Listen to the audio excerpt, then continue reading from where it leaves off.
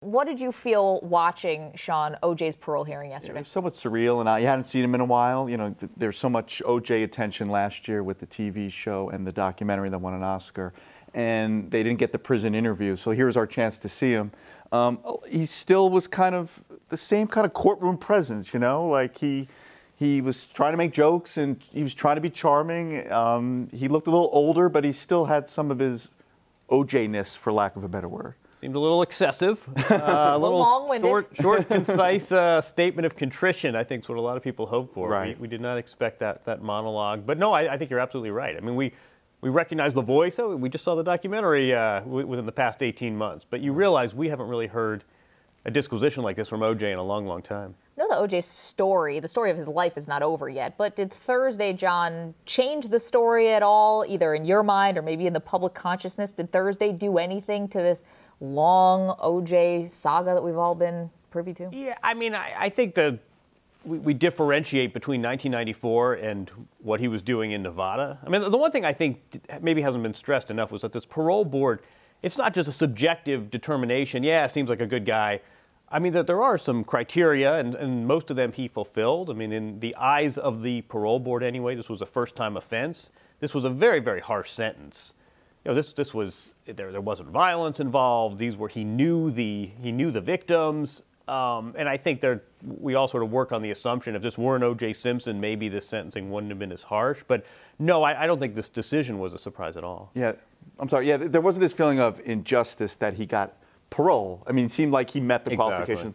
But at the end of the day, he's always, in everybody's mind, he's publicly guilty, and that isn't going to, of the murders, and that's not going to go away. You know, and following up on that, we were live on Facebook Live, and a lot of the comments just during the parole board hearing and then after when we were talking about it, a lot of free juice, you know, a lot of public support.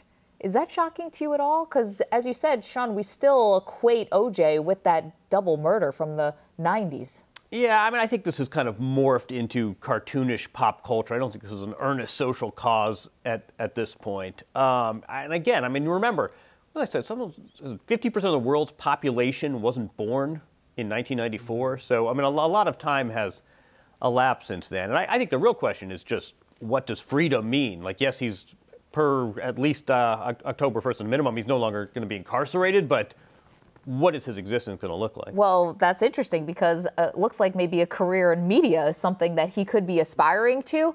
He said something about a blog. I can't imagine O.J. Simpson joining Twitter. I mean, we're all in the media industry. Is that delusional, Sean, or is there a path here? Well, he's going to run into legal problems from the Goldman estate. They're going to try. He still owes a lot of money, and he's been able to protect his pension. And by living in Florida, they can't take his house because of some laws there. So he might be better off kind of fulfilling his kind of promise or the expectation that he got across yesterday that he's going to go hang out with his kids in Florida quietly. Someone told me a theory about O.J. years and years ago, and they said this was a guy who loves celebrity and status and Bel Air Country Club and L.A. life more than any athlete they could remember. The great punishment for him was that he became this pariah. If he had been convicted, if he had gone to jail, he would have been this martyr.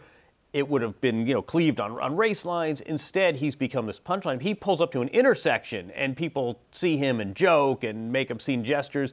That's the biggest punishment. So I think, look, he has First Amendment rights. No one will forbid him from having a Twitter account. But I think this has really moved from a cultural, social issue into kind of a punchline.